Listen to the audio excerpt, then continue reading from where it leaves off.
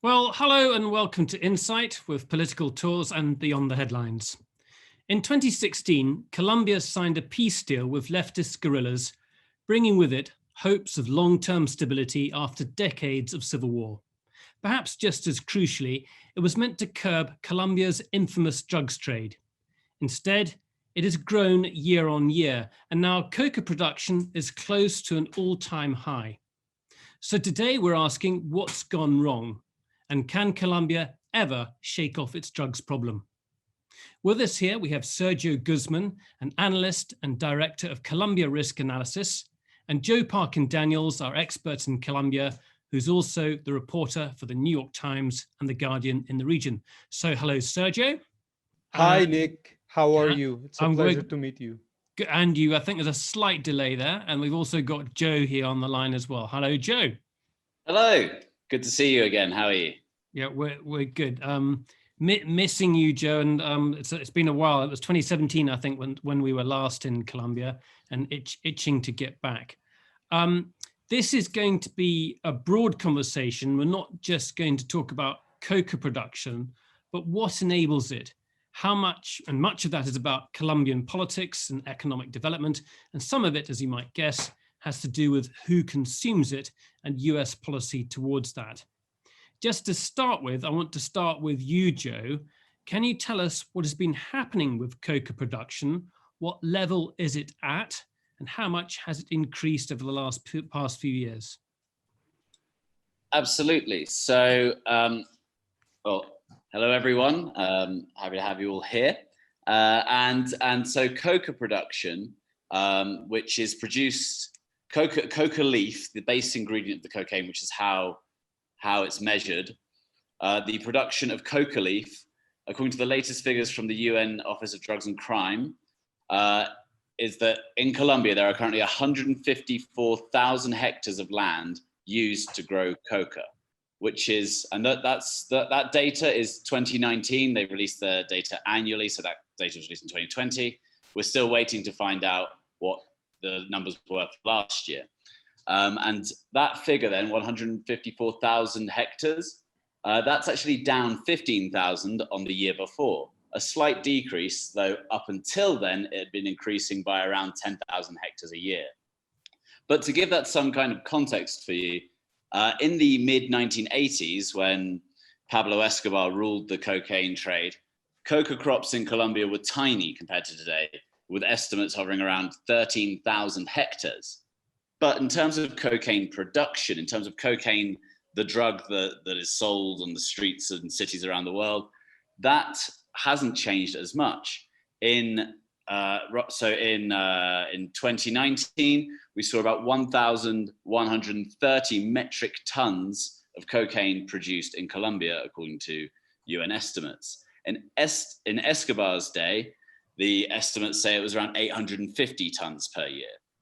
So what we've seen over the years is that the cocaine production has moved to Colombia, whereas before, or rather the coca leaf production has moved to Colombia, whereas before coca would be grown in Peru and Bolivia, Ecuador, and then brought here and turned into cocaine. Today, the entire process happens in Colombia. Okay. In a moment, Sergio, I want you to explain how the peace process was meant to cut production and what efforts were introduced at that point to try and improve the situation. But first of all, I want to ask a very basic question, and it may seem like it's a very naive one. Why do farmers in Colombia keep on growing coca? I mean, you could say, why don't farmers in Aberdeen grow it, or why don't they grow it in France? I mean, there's an obvious answer because perhaps it's illegal and be very difficult to do. But why don't Colombian farmers grow plantain or bananas? I mean, this is a deliberately naive question. What's the answer, Sergio? No, I don't think it's naive at all, because to a certain extent, our government and the US government and the British government have been throwing money at the problem, trying to address the same issue since the 1990s. But I think, there are a number of reasons. First of all, coca is indigenous to the Andes Mountains. It's a native plant. It's basically a bush. It's very, very easy to grow. And modern day genetics of coca allow for 4 harvests per year, right? The problem is more an economic problem than it is a biological one, or a botanical one at that. The issue is many farmers would prefer not to grow coca, but any other crop that they plant is very difficult to take from farm to market because of lack of infrastructure, or lack of rural electrification, or even just a price issue. Coca is purchased by illegal armed groups in the farm directly. They don't have to take it to a supermarket in Bogota or Cali or Medellin or elsewhere to process and consume, with all the threats of spoilage or road damages or gasoline or transportation price that ensues. Rather, for them, it's a very profitable, or at least comparatively much more profitable endeavor. And look, the coca farmers are, in fact, the weakest link in the coca value chain. And the majority of the fight on the war on drugs has tried to focus on that weakest link. And that also has caused a disproportionate amount of harm to them. It hasn't focused on precursor chemicals such as potassium chloride or even gasoline that are used to process coca paste and turn it into cocaine. It hasn't focused on, finding the financial linkages between the traffickers from Mexico, from the United States, from Great Britain, from Mm. Spain, and how those financial linkages travel through commercial banking, or even now with fintech through Bitcoin and through other very Yeah. complex financial instruments. So the focus on this particular part of the market is concerning. But to me, again, it's an economic problem much more so than a biological one, or an Okay, I'm environmental one. fascinated to know a bit more in a bit about the policy alternatives, but let's just go over that first section again, which is that if you're a farmer, the transport is going to be dealt with by the drug traffickers, so that takes a problem off your hand. The price for the crop is consistent and routine, and I was reading about this earlier. You can grow 3 to 4 coca crops a year. And if the alternative might be, if you were going to grow rubber, might take you 9 years to grow a crop, or so bananas or plantain are less reliable, and the pricing is less reliable. So there's every economic incentive for the farmer to grow coca. But I guess the downside is a very significant one, and that must be violence. Right. And the point is, sometimes many of these farmers don't necessarily choose to plant coca. Rather, they are coerced by criminal organizations acting in the territory to grow coca or else. And that's what you're seeing in places like Cauca, because many indigenous leaders in Cauca would prefer to be growing alternative crops, one of which, coincidentally, is medical cannabis, right? Which is a booming industry here in Colombia.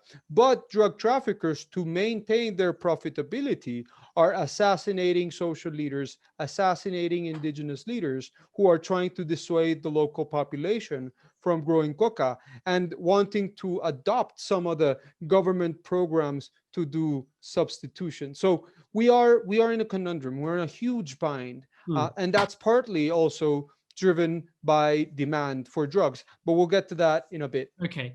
And the other thing that this was of my personal experience from when we were traveling in Colombia is just the huge size of the country, the remoteness of these places, and the infrastructure. So if you are a farmer trying to get goods to market, it can take you 5-8 hours to travel 60 kilometers or even less than that. I mean, it's in terms of the actual remoteness that these people are from the state and infrastructure, it's an uphill struggle if you are a poor farmer with 3, 10, 20 hectares. Absolutely. Yeah. Okay. So how has what was meant to happen after the peace process in 2016? The FARC did this deal. They put down their weapons. the guerrillas were meant to sort of, get rid of their uniforms and become integrated in society.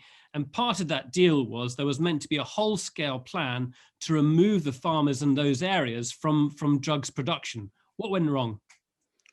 Well, everything went wrong. Essentially, the peace deal had 5 chapters. The first one was political participation. The second was land reform. The third one was how to deal with the issue of drugs. The fourth one was victims' rights and justice. And the fifth one was disarmament, right? The government was very happy to implement the portion about disarmament. They have implemented to a certain degree the component of political participation, because the FARC are in Congress, or now they've changed their name to Comunes. It took them about 2.5 years to realize that the name FARC was kind of toxic. They've implemented the special jurisdiction for peace.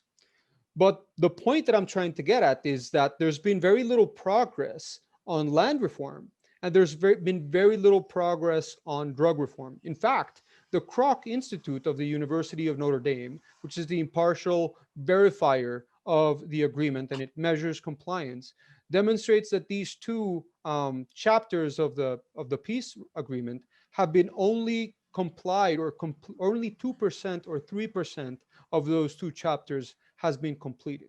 So there's a very, very distinct failing from the government to implement these parts. You could argue that it's because of bureaucratic impetus, but also take into account that President Ivan Duque and his Centro Democrático party got into power on a platform opposing the peace deal. So they never really had an incentive or the impetus to implement it, but the international pressure behind the government to implement it has been so large that the government cannot openly suggest that it's not implementing it, or that it doesn't believe in the peace deal. So in a way, we're getting as much as the government is willing to give, but also as little as the government is able to commit to. I would be remiss if I also didn't say that the FARC haven't also kept their end of the deal. Members of the FARC Secretariat, such as Jesus Santrich and Ivan Marquez, continued trafficking drugs despite having signed an agreement with the government not to do this, to give up their illicit gains and their illicit properties, product of drugs, to restitute victims. And one of the things that has been a slap in the face of most Colombians is when the agreement was being negotiated, we were told that the FARC wouldn't be in Congress, that it would be such an affront that members, former commanders of the FARC, would participate as ordinary members of Congress, because of the human rights violations and the accusations that they're having to face now. And everybody was like, don't worry, don't worry, don't worry. And lo and behold, when the agreement was all said and done, the FARC appoints their most war-weary commanders as members of the Senate and members of the Congress. So the FARC has also acted with such spite, with such malice, if you will, that I don't think that they're necessarily free of guilt. Okay, well, that's the sort of background to the political process. I will add just some slightly name dropping. We actually met Santrich when we were in Bogota, surrounded by his sort of various guards and also Colombian police in Bogota in 2017. That was a sort of fascinating meeting. So that's the sort of breakdown, if you like, of the peace process, which Ivan Duque clearly, he elected himself on a platform more or less of opposing that peace process. But looking more specifically at the drugs trade, now there's a very deliberate change of tact, and that's backed by the US government, backed very much by the Trump administration, and that's resuming spraying. So Sergio, can you explain what's happening on that front? Absolutely. So the government of President Juan Manuel Santos, President Duque's predecessor, halted aerial fumigation, which had been a long-standing part of Plan Colombia, in 2015. He did it mainly for two reasons. The first one is tensions with our southern neighbor Ecuador were at a boiling point because of aerial fumigation. Ecuador has a long-standing policy against it, and the government had installed a buffer zone of 10 kilometers from the Ecuadorian border. But it was very difficult to keep that buffer zone, particularly with air currents and wind currents and things of that nature. But at the same time, there were a number of studies from international health organizations suggesting that glyphosate is a carcinogen. And so, due to the fact that it causes lymphoma cancer, which, by coincidence, the Minister of Health back then, Alejandro Gaviria, developed the lymphoma. He himself was the one to issue the edict saying that the government would not resume aerial fumigation. And the Constitutional Court, in parallel, also ruled that before fumigation could take place, a number of precautions needed to be in order. And since then, the government's been adamant on resuming aerial fumigation. In fact, it campaigned saying aerial fumigation is the silver bullet to end the war on drugs, and has been trying to meet all the different conditions to resume aerial fumigation. And it appears though they are on the cusp of meeting all the standards and to resume aerial fumigation. And I've traveled to some of the places where they grow this crop, and I can tell you, if there is one thing that erodes trust in the government, is aerial fumigation. And so you can expect a great deal of social unrest in the cultivating areas because of the effects that fumigation will bring along. But I'm looking forward to hearing what Joe has to say, because he's also visited these areas extensively. Okay, well, I'll come to Joe just now. It does seem to me a bit like a vicious circle, that we're going back again to the situation where the farmers are being targeted again, where they're going to lose their crops, and that there seems to be no alternative. And at the same time, Joe, you've got this competition again between leftist guerrillas, right-wing armed groups who are competing for involvement in the drugs trade, and lots of farmers and civilians being killed in the middle. Is that a fair assessment, Joe? Well, unfortunately, it is. As in most conflicts, civilians are often the ones paying the steepest price. One thing that we are seeing change, and have been seeing change for years, is as the drug trade becomes even more powerful, even more lucrative, and even more constant and self-sustaining, we're seeing these ideologies really exist mostly in name. The organization, the FARC, in the 80s is when they decided to start drug trafficking as a means of funding their war effort.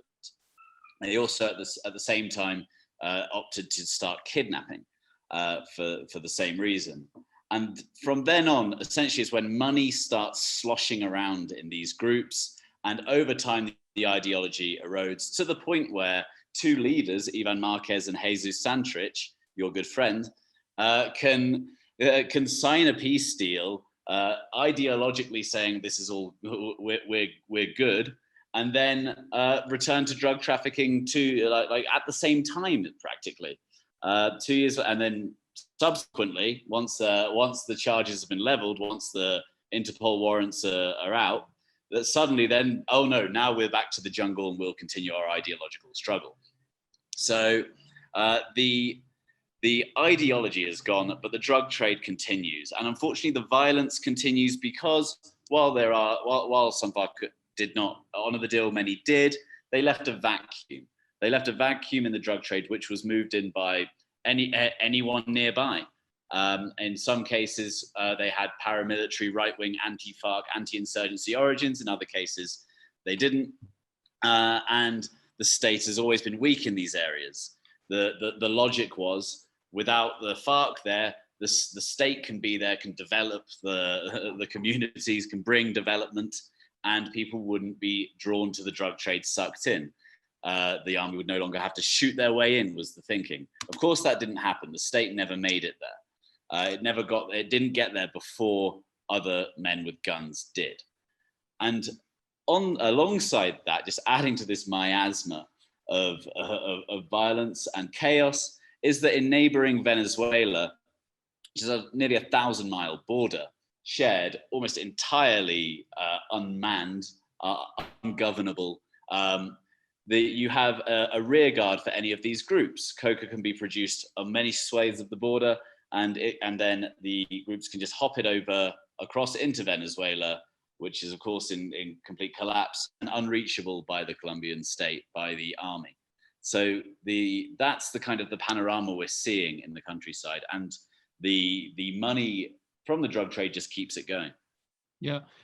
In a moment, Sergio, I want to talk about these the broader background to this, which I think is a lot of this is the huge disparity of incomes in Colombia, the huge difference between very poor rural communities with no infrastructure, and then the sort of more middle class areas that look to the government for security and say, look, you're not doing enough to clamp down on these drugs cartels. You're not doing enough to clamp down on these leftist guerrillas. And there seems to be a sort of split between those two elements. I definitely want to talk about that in a bit, but I also want to talk about US policy. Why does the US so focused on the supply side? Why is it so focused on getting rid of the production by Colombian farmers? Why do they see that as a solution, Sergio? Well, I think there's two major reasons for that.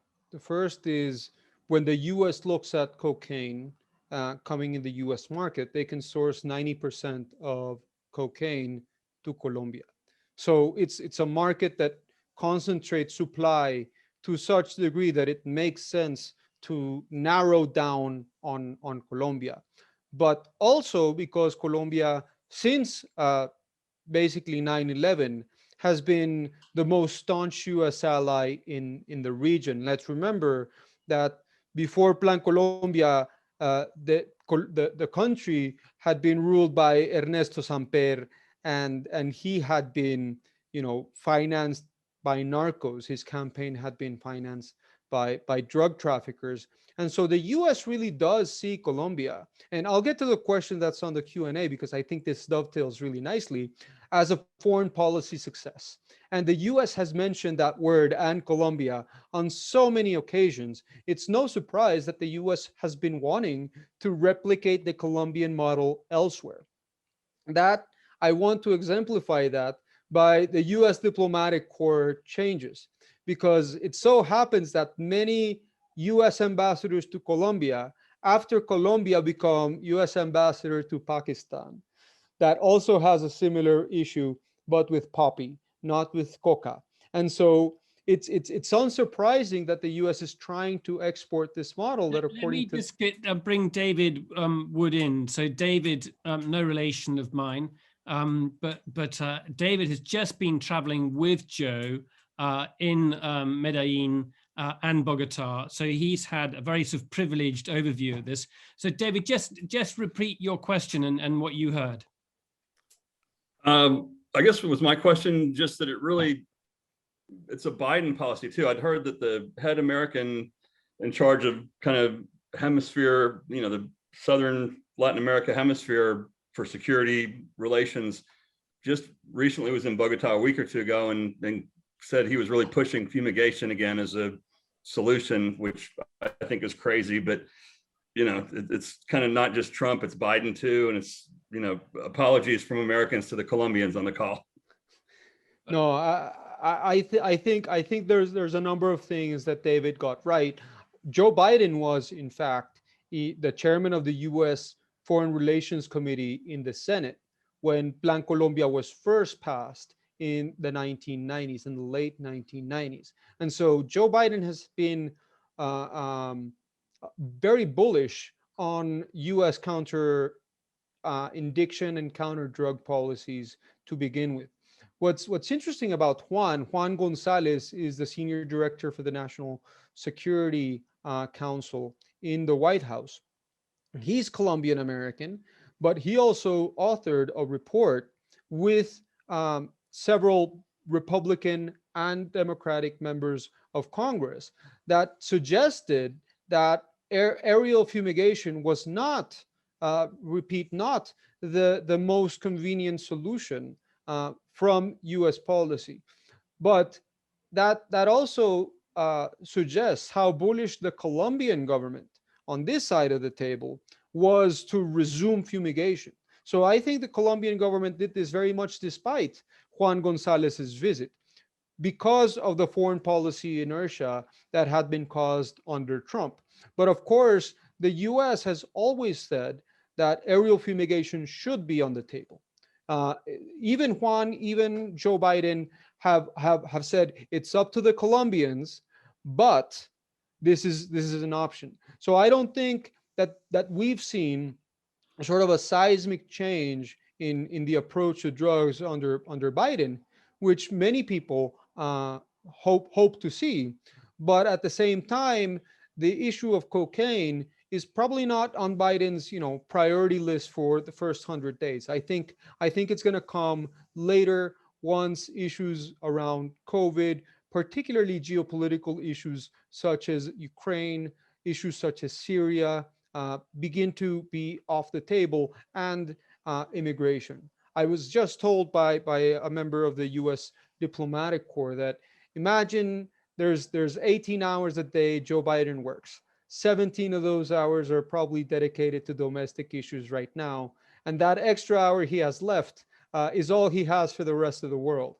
Colombia doesn't even get 5 minutes in that hour. So I don't think as much of it comes from direct, this is the policy that Joe Biden wants, but it's more something that's been on the table that the Colombians are leading, unfortunately. And briefly, Sergio, it would those alternatives you talked about, like looking at Bitcoin, looking at money flows, the complex array of tools you talked about, they would have to come from the US. Absolutely. And if you look at, for instance, issues with illegal financing of cartels, one of the biggest, and I know, Nicholas, you've been speaking about illegal financing and how international financial hubs like London are used. Major banks like the HSBC laundered money for the Zetas in Mexico that are cocaine. They profit off of the cocaine trade. And nobody, I underline, nobody has gone to jail because of that. HSBC paid a big fine, but nobody's gone to jail. So the people who end up paying the price of blood are usually at the lowest echelons of the war on drugs. And I think that that's a human tragedy. Okay, well, let's come back to the streets of Colombia, or the streets of Bogota more specifically. There's been a shift. The government has had quite a sort of militaristic approach to both the FARC and to the drugs situation, but things have been changing with COVID. There have been protests and a lot of unrest and discontent with the government. It's not directly to do with coca production in any way, but I think it does affect the politics of Colombia and possibly the future direction of the government. Joe, can you just talk a bit about the protests and what's been happening? Okay, sure. Well, so yesterday marked a day of strikes which went ahead despite terrible weather and a current third wave of COVID-19 vaccination rollout's very slow. So cases are actually as high as they've ever been here. And the protest went ahead. And really the protest converged on a number of issues. It was catalyzed most by a proposed tax reform, an austerity budget essentially that would hit the working and middle classes. That was the kind of main reason for it. But also, again, it exposed this attitude that many people have towards the current government of Ivan Duque, that essentially it doesn't care about normal Colombians, the middle and working poor Colombians. And we see this in all stretches, whether it's urban Colombia or rural Colombia, a disconnect between the decisions handed down. And this government is one slightly autocratic, rules by fiat when it can, that just don't seem in conversation. And like you say, the protest wasn't about crop substitution. It wasn't about coca substitution, but it does reveal that same attitude that a decision is made in Bogota that then is going to affect poor rural peasant farmers hundreds of miles away in the countryside. And it exposes that disconnect. And that's why people were angry. And of course, on the streets, anytime the police come out with tear gas, people get more angry, and you have a cycle of violence. And that's what we saw yesterday. We saw some looting happen. We saw a few transport stations, a few bus stations smashed up. But ultimately, we also saw tens of thousands of people marching peacefully, most importantly. But those are the tensions that really bubble up every time people feel ignored here. And it's because as well, to go bigger picture, people don't really feel that there's much political outlet for this anger.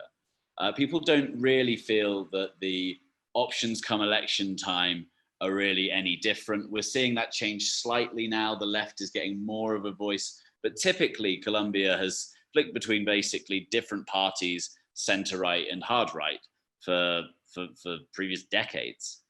Yeah, Sergio, I was fascinated. Your organization released a report in August predicting a lot of this unrest. And then lo and behold, there were big protests in September and some pretty graphic images. There was I think it was a lawyer, 46-year-old lawyer, who was tasered so much so he actually died in police custody shortly afterwards. Can you just expand upon what Joe was saying? I mean, there's this distrust in the state. The state has been implicated in massacres. It has been implicated in the disappearances of many people in the countryside, and they seem to be the police and the military in many cases seem to be a law unto themselves. Literally, they have their own legal system that deals with atrocities or accusations leveled against them. Yeah, I think that's one of the most difficult issues to grasp, and I think that this is not a uniquely Colombian issue. If you see to a large degree, Black Lives Matter protests also have the same sort of guiding principle about police abuse and police reform.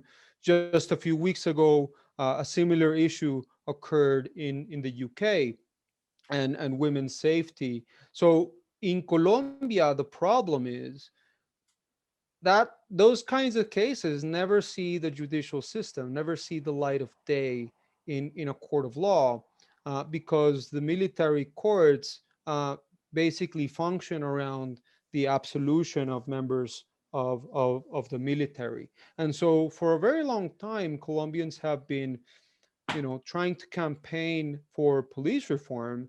But given the fact that we've been governed by center right and hard right governments, there's very little political willingness to see these reforms through. And so, to a certain degree, it is the police violence against protesters, it is the police violence against citizens that serves as a trigger for these protests to scale up. And to a certain degree, what you're going to see in the coming year, and thank you for mentioning the report, which everybody can read at their own leisure at colombiariskanalysis.com. But to a certain degree, the police are largely going to determine the outcome of the 2022 elections. Because if their actions against unrest and against citizens uses disproportionate use of force, that's going to be, that's going to be met with additional resistance by citizens, but also taking advantage of with opportunistically by politicians looking to get votes in 2022. So unfortunately, we're between a rock and a hard place with the citizen protest, because the government also doesn't want to give in. Giving in would extend an unnecessary olive branch or opportunity to the opposition, and not giving in gives the people who are protesting additional triggers and additional legitimate concerns of why they aren't being listened to. Right. Well, I'd love to get some more questions at this point, and I'm going to also pick on David Wood as well. David was there, just as I was saying earlier. David, there, your thoughts. You were there for just for a week. What surprised you? I mean, you were given briefings, in-depth briefings. You went out to see communities that had suffered from the violence during the Civil War, and in particular, I'm thinking of Granada, which was an area that was caught between the FARC on one side and different paramilitary groups on the other, with the civilian population suffering significantly. And that was at the start of your visit. What did you what was the highlights of your trip? What did you come away with? And are there any additional questions that you have now to put to Joe or Sergio? Yeah, definitely. I would say it was an amazing trip, and the highlight of it was definitely Joe. Good to see you again remotely. Good to see you. Hope to see you again in person sooner than later. So yeah, the Granada part is, I think, the first real part of the trip that we took after kind of meeting each other on Sunday. On Monday, we went out to Granada, and like you said, Nicholas, it was just a sad place. I mean, there was a salon or museum of the disappeared. You know, the lady that was kind of in charge of it, you know, showed pictures on the wall of people. You know, her brother was one, and you know, just about everybody in the community knew somebody, a kid, a family member that was disappeared, and they still don't know where they are. You know, 20 years later, I guess, was and yeah, you know, who knows how much of that was funded by the drug issues, or but it's just tragic. And I didn't know. I heard they had the peace deal, you know, 2016, 17. I didn't know that a lot of the FARC had still kind of not really laid down their weapons, and they were off running around, whether in the Venezuela no man's land, and you know, presumably funding a lot of that with the drug traffic. So following back up on that, Joe was talking about the ideology of the struggle being depleted and having no longer have any credibility. Does that mean that the struggle, that the actual conflict itself, has lost some of its steam, even though the peace process has broken down? You don't give easy questions, Nick. But I think one of the issues, one of the underlying issues, is the peace deal essentially passed the conflict, the political conflict, from the battlefield to the political arena. But as Joe was mentioning, Colombia is not doing very well on addressing political conflicts politically. And so I would argue that because of that, we're a hotbed for other insurgent movements. What we need for those insurgent movements to get together is triggers. And I think aerial fumigation is one of those things that provides the reason for many groups to organize politically against the government. But I will say that with the peace deal and with the separation of some dissident groups very early on the peace agreement, that also eliminated that veneer of righteousness that many of the insurgents had claimed for such a long time, and they became part of the crooks, part of the criminal organizations that never really intended a political solution to the conflict. And those are very much alive. So the problem to me is that now we're in a hodgepodge of problems, political, social, and economic, that give opportunities for insurgencies to spring up and give them more causes to oppose the state more formally. Okay. If you think of politics in Colombia as being like a pendulum between left of center and more right-wing governments, which is frequently the case in places all around the world. If you look to 2022, now can you see a government ready to re-engage in this process and also deal with some of the developmental sides that we've emphasized at the beginning of this conversation, taking a different approach to farmers, one that is less punitive, and providing them with an alternative, an economic alternative, as part of the solution? I think there's an opportunity for such a government to take place, but I also think there's a very large fiscal constraints that are going to prevent the next government from exercising authority with sufficient openness and with a sufficiently long-term view to be able to affect real change. To give you an idea, at the start of the pandemic, Colombia's unemployment rate was close to hovering around 9%. It's at 16% now. At the start of the pandemic, our poverty rate, our absolute poverty rate, was hanging around 32%. It's 45% now, right? I think those are very difficult issues to mend, while at the same time trying to aggressively tackle the issue of social development. Moreover, at the start of the pandemic, our GDP to debt ratio was about 39%. We're about 65% today. And so we have ongoing issues with rating agencies that have wanted to restart the government's program and debt limit so that it doesn't exceed its payment capacity.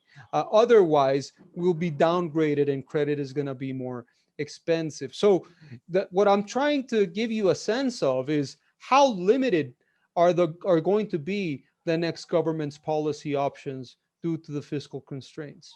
I hate to think of US borrowing and inflation and the idea that borrowing rates could be increased. If you think of developing countries, like Colombia and what that might do to economies, that would have a huge, profound impact.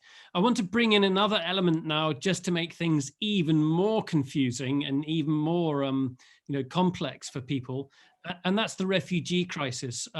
We've heard about the huge disparities of income in Colombia, but Colombia now has the second highest number. First of all, has the second highest number of internally displaced people in the world already from this conflict over the last 20, 30 years. But it's had a huge influx of refugees from Venezuela. Joe, can you just talk about that and the kind of pressures that has introduced the situation, and during this COVID period as well? Of course. So obviously, Colombia neighbors Venezuela. Venezuela's been has been spiraling in crisis for 5 years in its most acute sense. Hyperinflation there has rendered money useless. I've visited, but the most recently I could was 2 years ago, and power outages even in Caracas are a daily reality. You can't get food or medicine. It's a nightmare. The things you read about it are true. And so as a result, many have simply left. They have left, and we saw a first wave of refugees or of migrants, we can call them probably a bit more accurately, when Chavez first took power, of upper middle class people worried that their condos would be taken away by the state. They all left in planes for Madrid and for Miami. What we're seeing now is not that group, not that class. What we're seeing now is the most vulnerable and the poorest, and they're leaving mostly on foot. And so many arrive to Colombia. We're talking about around, according to the UN, around 4.5 million have left in the past 5 or so years, of which nearly 2 million are in Colombia, around 1.7 million of it. Half of which have no status, or until recently had no status, no passport stamps, probably don't even have passports. These are people arriving with only what they can carry. And again, walking in most cases, up and crossing the Andes. And so these people have arrived with nothing and with no prospects. They are arriving to the context Sergio has just explained. A country not able to receive them economically, socially. And so what happens is many are forced to work in the informal economy, an economy which of course doesn't have any kind of monitoring or any assurances, regulations of salary or healthcare or anything like that.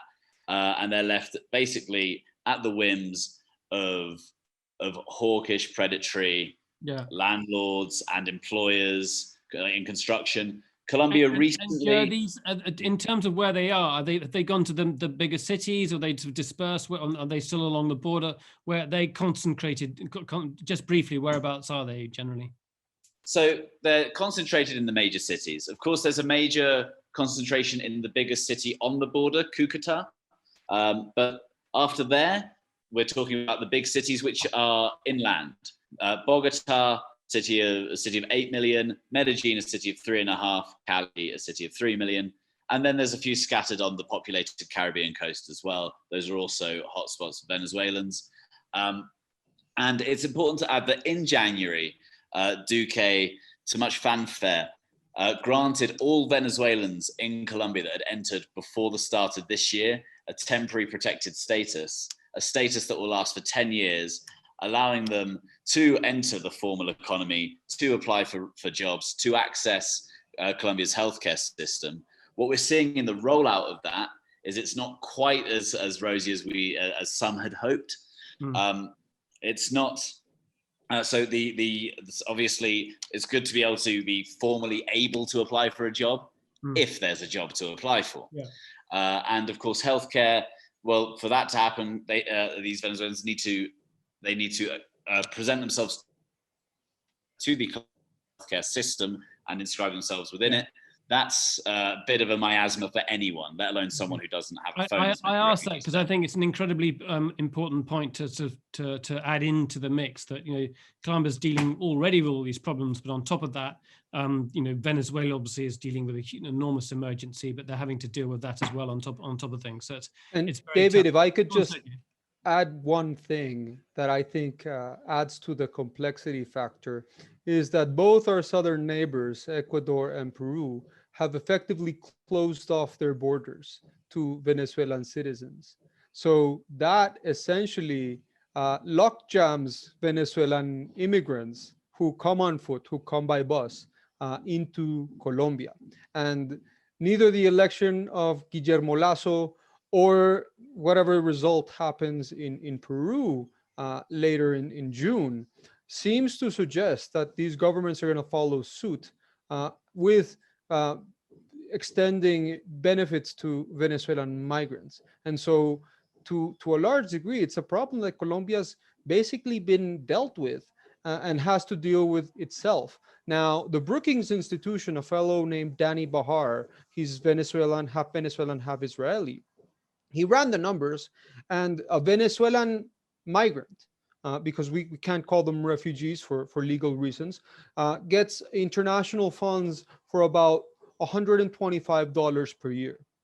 A Syrian refugee gets around $1,500 US, paid for by the EU, by Germany, and by other organizations. So Colombia is a country that has to deal with a refugee population the size of Syria, but has to do so on 10% of the budget afforded to those other crises. Incredible statistics there. Now, let's bring in some more questions now. So Hilary Matthews has got a question. Go ahead, Hilary. Go on, Hilary. Can you hear me? Yeah.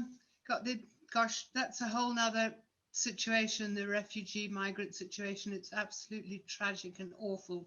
But my question was really going back to the drugs, and I followed this for so long, and it seems to me that nothing is ever going to change until the demand, particularly in the US, but in Europe, diminishes. And I've often wondered why the US government doesn't say, forget the fumigation, forget trying to get rid of all of those, spend its billions on trying to reduce the drug demand in the US. Just focus on that. You know, there is no solution to this problem. It's been going on for decades. Yeah, I mean, Hilary, as you say, there perhaps is no solution. I mean, Nancy Reagan said, "Just say no," and heroin and drugs production, cocaine drugs production, just went through the roof. I mean, I don't think there's been the political will in the US to focus, because those people who are drug addicts are not important in the US political scene. And I don't think it's going to change until they become an issue that the government is willing to spend billions on, literally. Okay, let's take Sergio, and then David Wood, I know, has got a response as well, a few thoughts on that. So go ahead, Sergio. Look, Hillary, I agree with you. I think there should be a much bigger demand side push on the war against drugs. But to a certain extent, I think the war against drugs is shifting somewhat.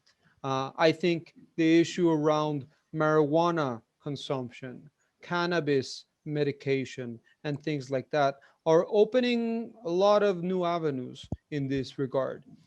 I, and along with many different people, I'm a proponent for legalization of cocaine, even knowing how addictive it is, knowing the situations that it could bring to families.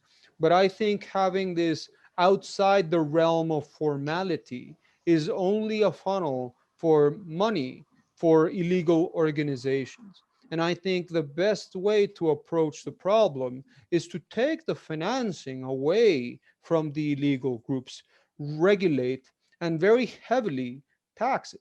Now, I know that Colombia alone cannot do this. Colombia would be a pariah nation if it even dared to mention the issue legalization. And conveniently, the political leaders who advocate for legalization are all former presidents, right? So they don't have any skin in the game anymore. There's very few active politicians or politicians with a future that are on the side of the issue for legalization. But I also think that's changing. Okay, I mean, David, you put your hand up on this one. You keen to comment? So go ahead, David. Yeah, I was just going to say, you mentioned earlier, how the Colombia has been a great ally to the U.S. for the last, 20 years and before that even. But the U.S. supporting this fumigation and with the people of Colombia being against that, I was just wondering if you think that might inadvertently on our end lead to a more leftist government getting elected just because the people are against this fumigation, and if the right wing and our allied type political parties in Colombia are viewed as supporting that, might that end up hurting us really if that happens? So Joe, I mean, can you see that? I presume David's really talking about sort of hardcore, Venezuelan type movement. Yeah, I think Colombia as a whole is a center right country. It's not a far left country, but it certainly has some far left leaders that are looking to capitalize on the current discontent to be elected. In the case a left wing leader like Gustavo Petro were elected as president, first of all, I think he'd have a very difficult time with Congress. I think he'd have a very difficult time with the courts. So he wouldn't be able to push for any sort of radical agenda that many people fear. Having said that, I think to be on the right side of history, the current government would also need to, hear the music playing, and how to react to current unrest is not how they should be reacting to current unrest, which is trying to dissuade the question, trying to talk about vandalism or how they're breaking down windows or buses, but actually addressing the issues that are beneath the surface. And I think that there's no political will to look beneath the surface, because then they'd be having to answer some really uncomfortable questions. So unfortunately, we are a country run by politicians, and that has its own risks. Joe, I mean, I was shocked by reading Colombian history, where you have governments that frequently essentially go to war with the people in order to keep themselves in power, and whether it's paying people to attack and kill opponents of the opposite parties. I'm thinking back in the 1940s, or you look at this period between in the 2000s. Maybe it's worth mentioning to people here who are not familiar with it. What actually happened then during that period? What were the military doing? I think this is important background so people can understand that those sort of questions around people's attitudes to the government. Absolutely. Well, the first thing, just to tack on to the previous question about the US's attitude to the war on drugs abroad, it's that aid, Plan Colombia, wasn't just to fight the drug war. It was also a counterinsurgency, and this is where the two elements of the policy combine. And that Plan Colombia money was used not just to fight the drug war. In Colombia, that money was not used primarily to fight against people they suspected of being drug traffickers. That was spent by former President Álvaro Uribe, who was in office from 2002 to 2010, on weeding out the FARC. That military aid was spent on buying Black Hawk helicopters to survey the countryside and the cities. And during his tenure, a brief primer, Álvaro Uribe, an incredibly controversial figure, still the dominant figure 20 years later in Colombian politics.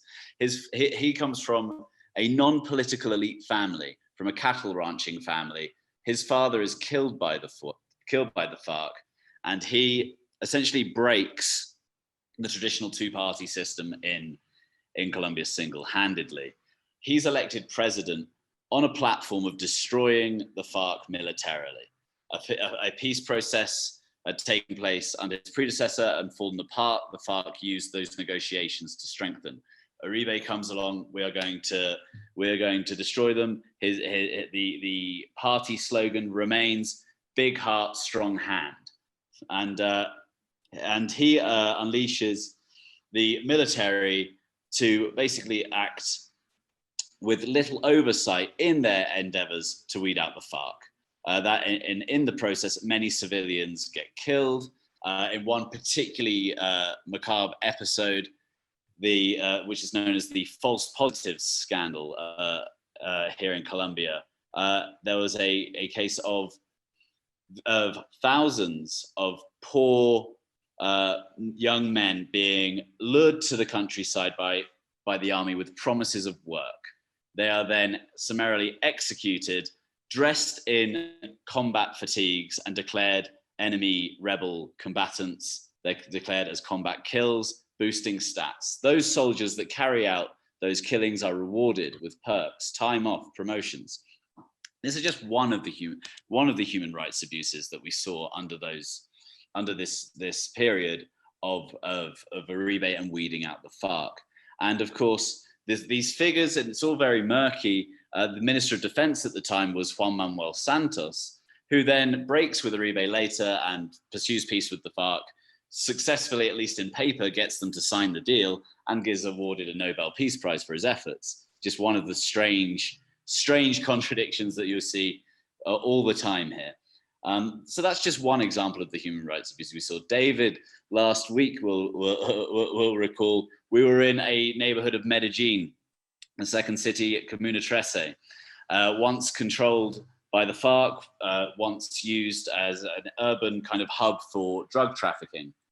The military sent in by Álvaro Uribe pretty much on his first day. He takes office in August. This operation begins in October. And Black Hawks hover above this hillside favela, essentially, and laying fire onto the community. And as that happens, paramilitary allies sweep through at the ground, and in the process, as many as 200 people, they think, may have been disappeared. This is the relationship. When people say we're fighting a war on drugs, in Colombia, that's what that war feels like to people.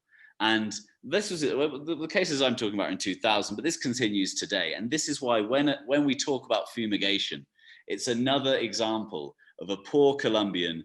The only real thing he sees of the government is a plane flying over, destroying his livelihood, and then the army following with guns. This is the relationship the average person has with the army here. Yeah, and I think that's particularly emphasized by that sort of rural and urban divide. I mean, Comuna 13 is a pretty shocking example, but generally you've got less access to state funds, less access to state infrastructure when you're in those rural areas. Listen, this has been a fantastic overview. Thank you both very much indeed. We're now running out of time, so we're going to draw the conversation to a close. I'm hopeful that you can both stay on just for a few more questions after the break. But I just want to take time now to say thank you both very much indeed for a fantastic overview, both of Colombia's problem with Coca, but Colombia's politics more generally. My thanks to Joe Parkin Daniels and to Sergio Guzman.